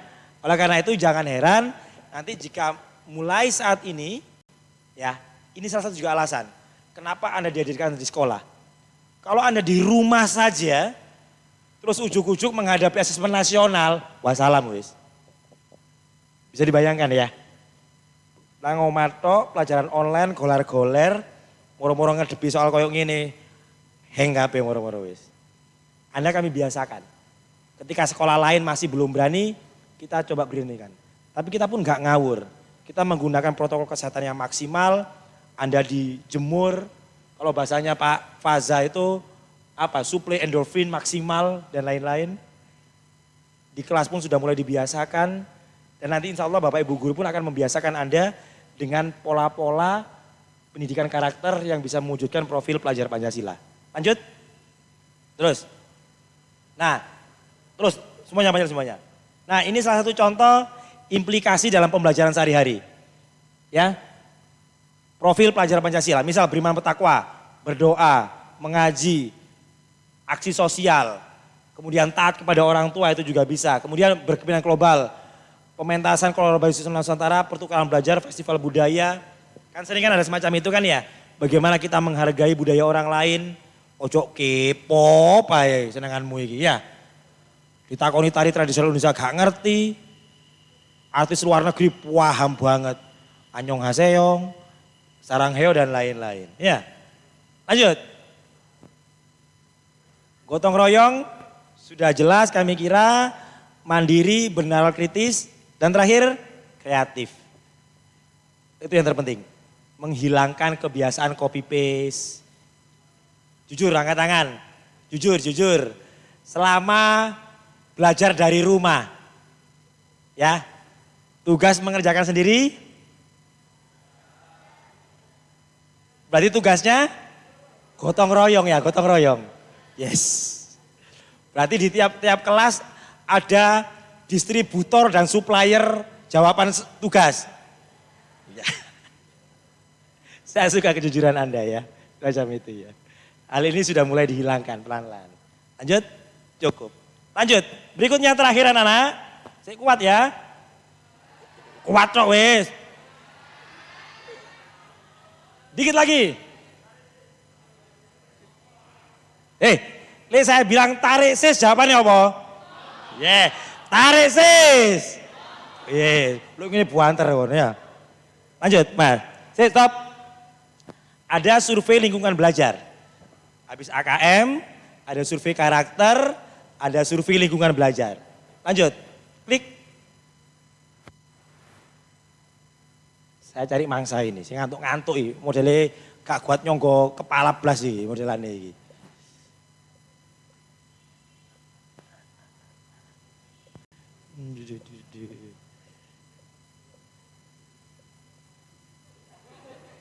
Banyak yang keras, berdiri. Sebut nama kelas. Nama Revanda Octaviano Putra dari kelas 11 MIA 6. Lingkungan belajar adalah lingkungan latar belakang tempat berlangsungnya pendidikan baik secara formal maupun dengan cara yang tidak formal. Sekarang pertanyaannya, SMN 1 Pandan lingkungan belajar atau tidak? Lingkungan belajar. Rumah kalian lingkungan belajar atau tidak? Yes. Madin?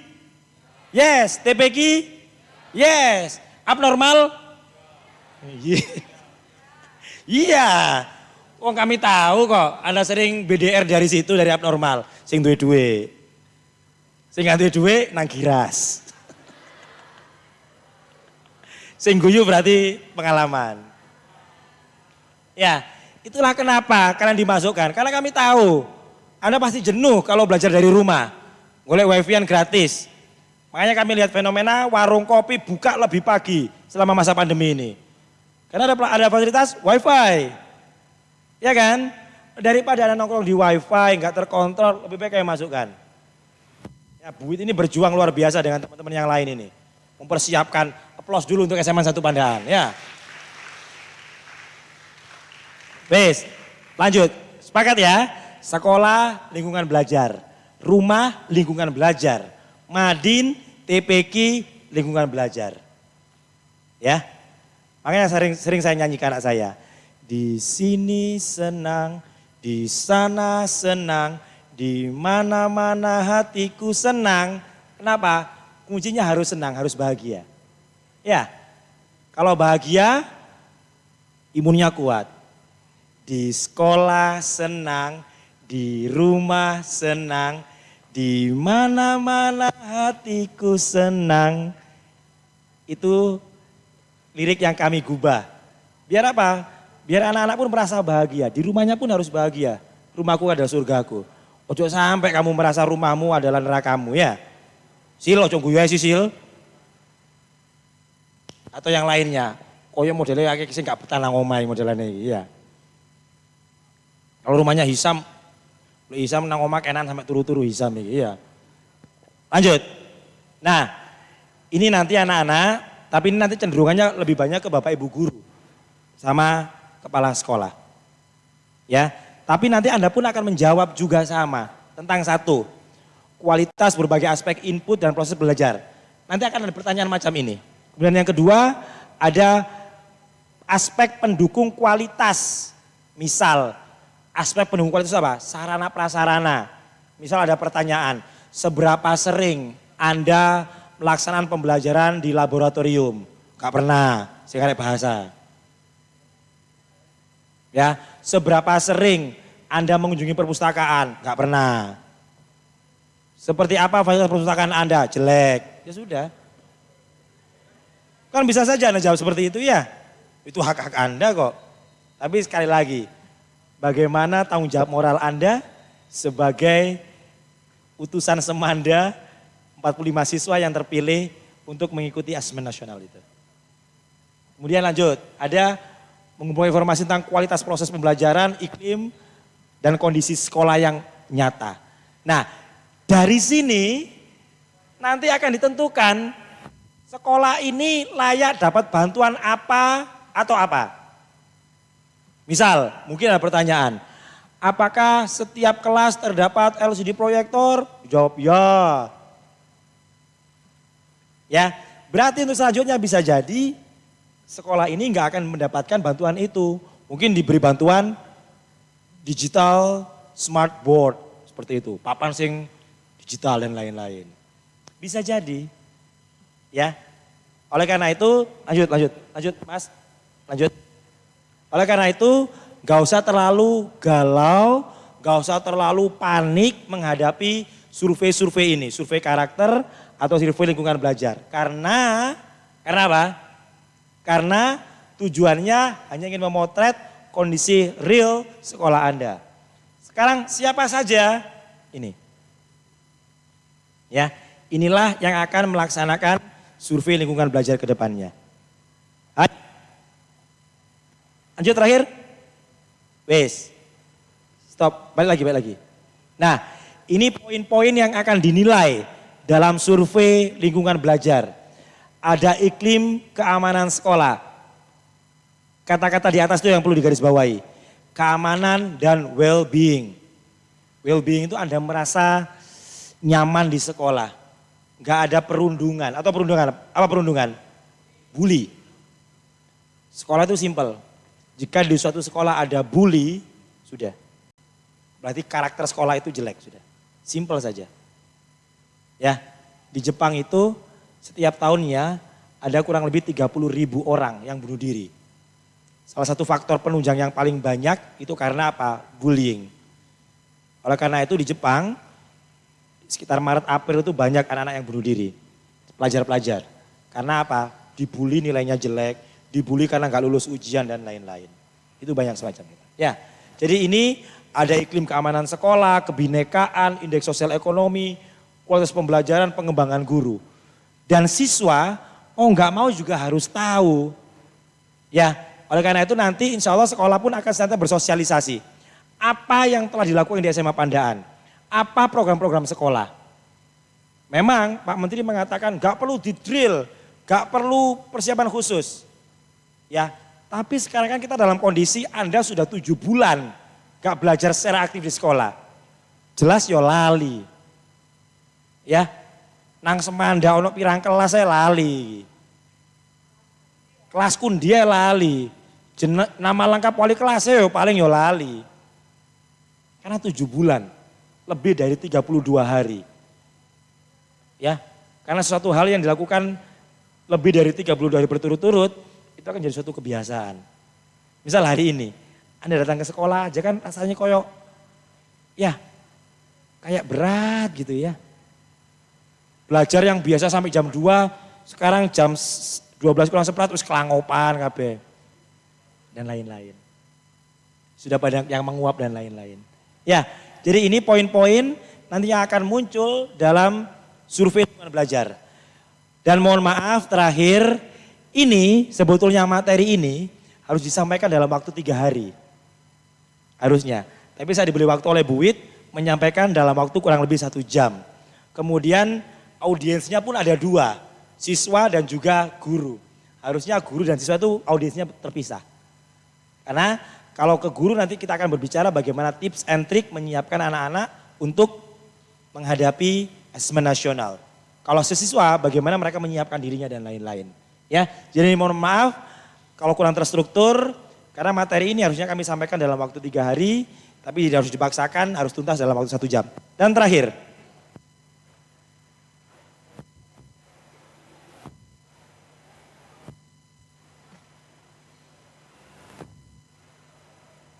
langsung lompat paling terakhir, Mas. Di, kamu coba.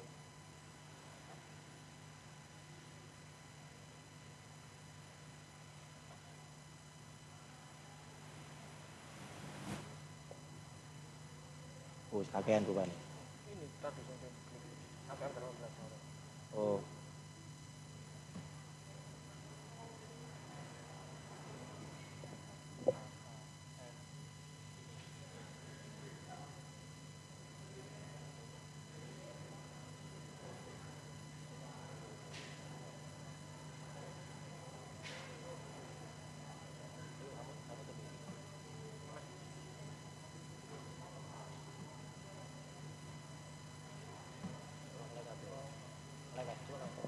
Nah, yang terakhir anak-anak semuanya, ini ada tips and trick bagaimana mempersiapkan siswa-siswa.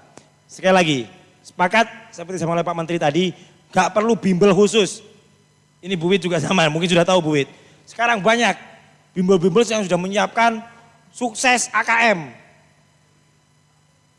Penerbit sudah banyak yang bikin buku, tips and trick menghadapi AKM. Soal AKM seperti apa? Enggak ada yang tahu. Tadi pun hanya saya berikan contoh-contohnya. Ya, nanti apa yang saya sampaikan di sini mulai saya munculkan per nanti malam. Ini jadi bahan Anda mengisi waktu liburan. Tak cicil per hari 1 soal. Biar minimal mata dan pikirannya mulai terbiasa. Gitu Bu Wit? Gitu Bu Wit ya? Oh Bu Wit setuju, Bu Wit setuju seneng aku. Minimal nanti liburan. Oh, koyok ngene soal literasi nih. Yes. Jawabannya benar dapat reward dari Bu Wit. Langsung. Coba tampilin slide. Klik 1. Stop. Berikutnya. Wes. Dari 3 aja dari gambar ini sudah mewakili. Coba. Kenapa saya memunculkan 3 gambar ini? Angkat tangan. Bisa jadi kesimpulan pertemuan kita 1 jam hari ini. Silakan. Cluenya ini. 3 gambar ini. 1, 2, 3. Silakan angkat tangan. Jawab hadiah langsung. Angkat tangan. Langsung berdiri. Ini latihan menganalisis gambar ini.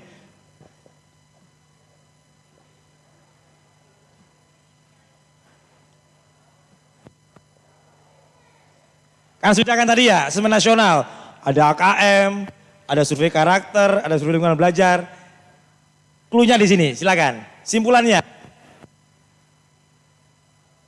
Sing jadi jelas nopo yombo. Silakan, angkat tangan.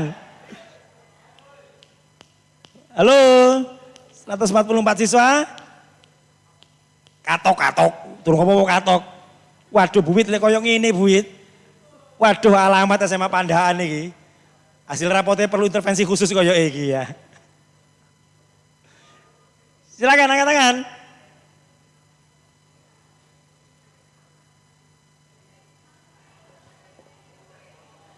Dari Mia. IPS. Ayo, IPS harus pick up ini IPS.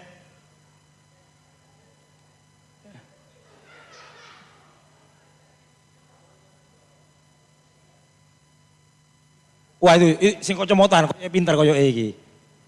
Ayo Cindy sing kocomotan ya, Cindy. Silakan. Randy silakan.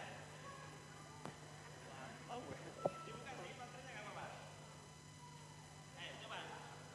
Bercerita berdasarkan gambar, silakan. Kesimpulannya? Salam. Enggak usah langsung aja. Ya. Dari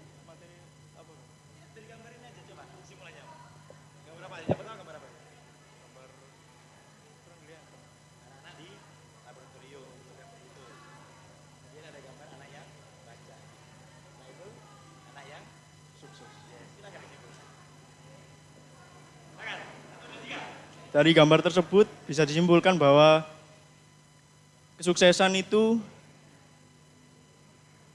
ada prosesnya. Dari literasi sama pembelajaran di laboratorium seperti gambar tersebut. Jadi ada prosesnya gitu Pak, menuju sukses. Iya. Aplaus dulu untuk Randy ya.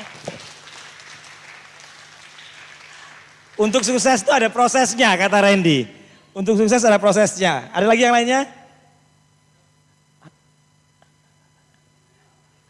Rido mau? Reza?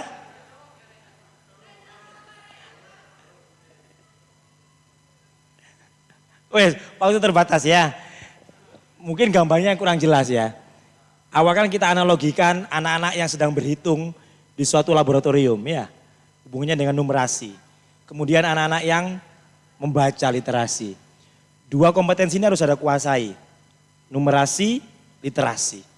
Karena dua hal inilah yang menjadi dasar semua ilmu pengetahuan. Apapun itu.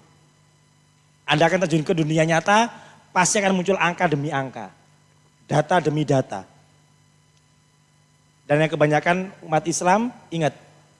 Ya, wahyu pertama yang turun adalah Iqra, bacalah. Dan untuk membaca itu harus mempunyai kemampuan literasi, numerasi, dan bernalar. Jadi Iqra itu bukan sekedar membaca. Jadi balikin lagi kepada wahyu yang pertama. Oh terjawab sebenarnya. Kenapa Allah memberitakan Nabi Muhammad, ya Maulid Nabi sekarang ya. Dengan wahyu pertama, Iqra bismi rabbikal ladzi khalaq. Dengan menyebut nama Tuhanmu. Maksudnya apa? Dengan bacalah, dengan melihat fenomena yang ada ini. Fenomena alam yang sudah diciptakan oleh Allah ini. Kuncinya ke sana ya. Dan jika kita senantiasa semacam itu, insya Allah kita akan menjadi orang-orang yang siap menghadapi berbagai macam tantangan zaman. Mas, langsung lompat yang terakhir. Yang terakhir. Terus, lompat. Up, solusinya ini. Solusinya untuk menghadapi AKM atau asesmen nasional, hidupkan kembali gerakan literasi sekolah. Ya, di rumah Anda biasakan. Baca apapun dulu nggak apa-apa.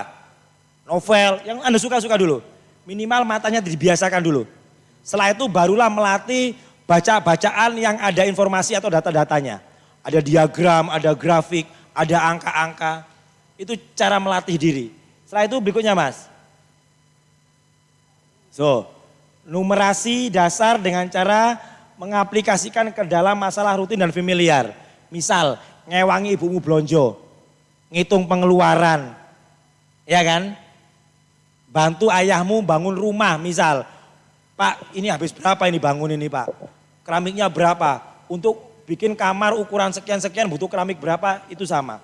Konsep dasar matematik untuk kehidupan nyata. Silakan. Lanjutnya. Ini untuk PR Bapak Ibu Guru. Gak sekedar memberikan soal yang jawabannya pasti. Ya, tapi memberikan siswa bernalar, menganalisis terhadap berbagai macam fenomena yang ada. Lanjut. Warga negara yang kontributif. Berbagai macam soal dihubungkan dengan peran Anda sebagai warga negara Indonesia. Karena soal-soalnya nanti pun akan muncul hal semacam itu. Lanjut. Penugasan lintas mata pelajaran. Nah ini nanti PR buat buit ini, kurikulum. Jadi Anda kan sekarang mengeluh ya. Sensei buat tifal yang kayak PR sak buajek, wakeh, kadang rong dino gak mari. Ya kan? Jadi nanti ke depannya insya Allah akan dibuat penugasan lintas mapel. Ya, tugasnya seni budaya itu juga di sana include tugasnya bahasa Inggris, include tugasnya bahasa Indonesia. Karena ada itu, analisis hasil karya 3 dimensi.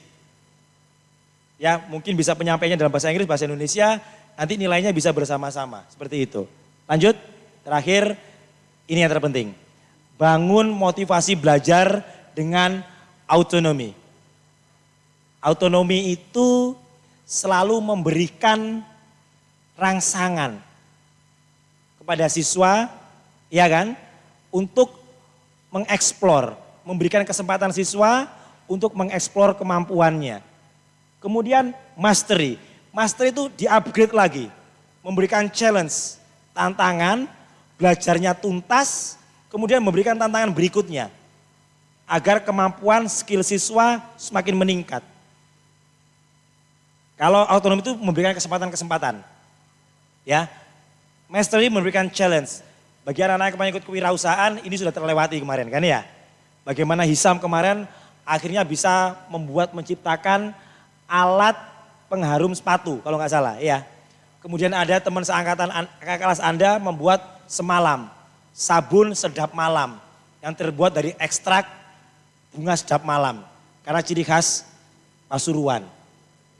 Itu kan butuh tantangan ya, challenge, mastery. Yang terakhir purpose. Berikanlah anak-anak penugasan ya yang ada hubungannya dengan kehidupan sehari-hari. Enggak semata-mata letterless hanya berhubungan dengan mapel, enggak. Dihubungkan dengan kehidupan sehari-hari.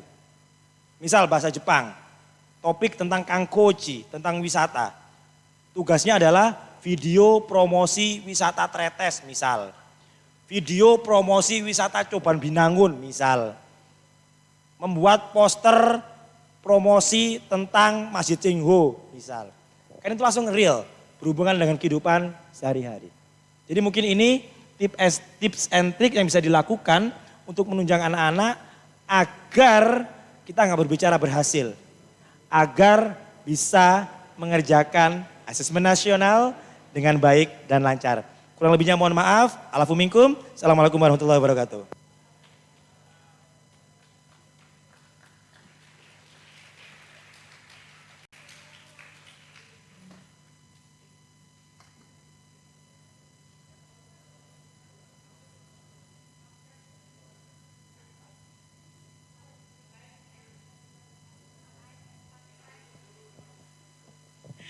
Diucapkan terima kasih banyak untuk Bapak Imad Faiz SS yang telah memaparkan dengan detail dan jelas kepada kita semua apa yang akan anak-anak laksanakan nanti pada bulan Maret. Pasti sudah punya gambarannya ya kan. Di sana tadi saya sudah memiliki rangkuman sedikit. Intinya tuh terima kasih UN ya kan. Selamat datang AN, gitu ya. Terus tidak semua akan terpilih untuk AKM. Namun semua punya peluang yang sama. Dari situ tanggung jawabnya sama. Jadi nggak ada itu istilahnya, alah mungkin bukan aku gitu, tidak ada. Semuanya harus bersiap-siap gitu ya. Telah disampaikan juga oleh Sensei tadi bahwa tidak perlu persiapan khusus tetapi hasil anak-anak memilih jawaban nanti akan menentukan rapor bagi sekolah kita. AKM ini nih kita kalau misalnya menjadi atau memiliki kriteria yang diminta atau sesuai dengan AKM ini itu nggak ada sama sekali ruginya. Justru telah disampaikan juga, kita akan menjadi generasi yang siap dengan tantangan apapun yang diberikan oleh era sekarang ini. Kemudian itu saja.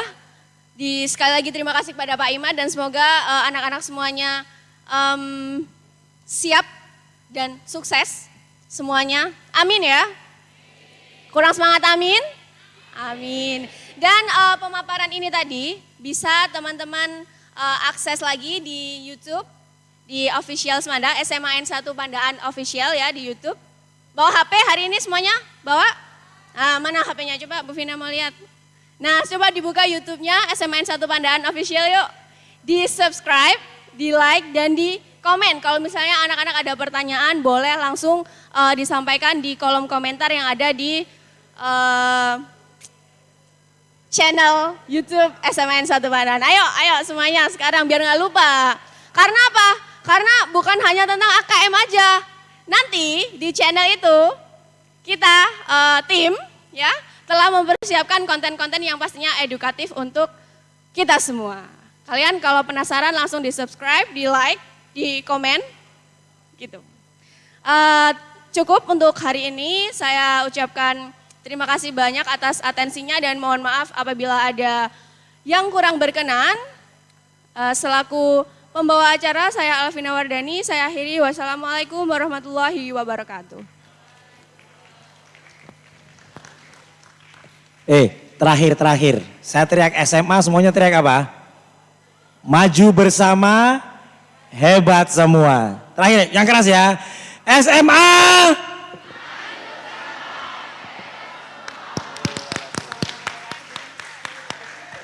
Mau di shoot. Balik. Shoot. Anak-anaknya ya. Sekali lagi ya.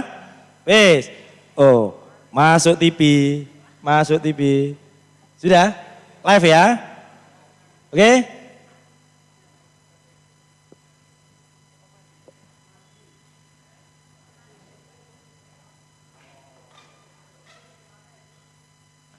Si.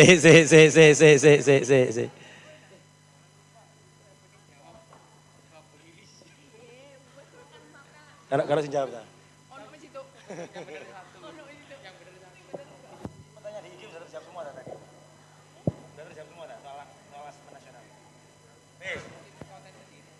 Yo. Sekarang semuanya berdiri terakhir. Setelah maju bersama, hebat semua langsung pulang ya. Wes. Sip. Oke. 1, 2, 3. SMA.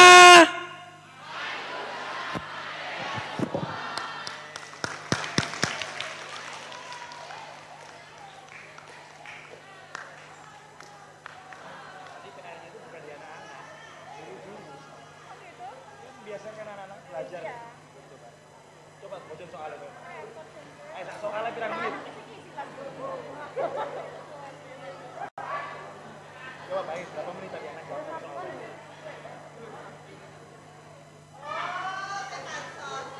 Kalau misalnya nih, hasil rapornya nih. Baiklah, terima kasih. Ya, sama-sama. Berarti itu akan muncul SMA Negeri 1 Pandaan, salah satu SMA negeri tertua di Kabupaten Pasuruan, yang lahir pada tahun 1974 dan telah meluluskan lebih dari 13.000 siswa. Bertempat di Jalan Dr. Sutomo, Desa Sumbergedang, Kecamatan Pandaan, Kabupaten Pasuruan. Lokasi yang strategis dan kualitas unggulan menjadikannya sekolah favorit bagi lulusan SMP, baik di dalam maupun luar area Pandaan. Saya Dr. Andes Aryadi Nurawalugianto, MPD, selaku Kepala SMA Negeri 1 Pandaan, mengucapkan selamat datang kepada para peserta didik baru periode 2020-2021. Alhamdulillah sekolah kita ini sekolah yang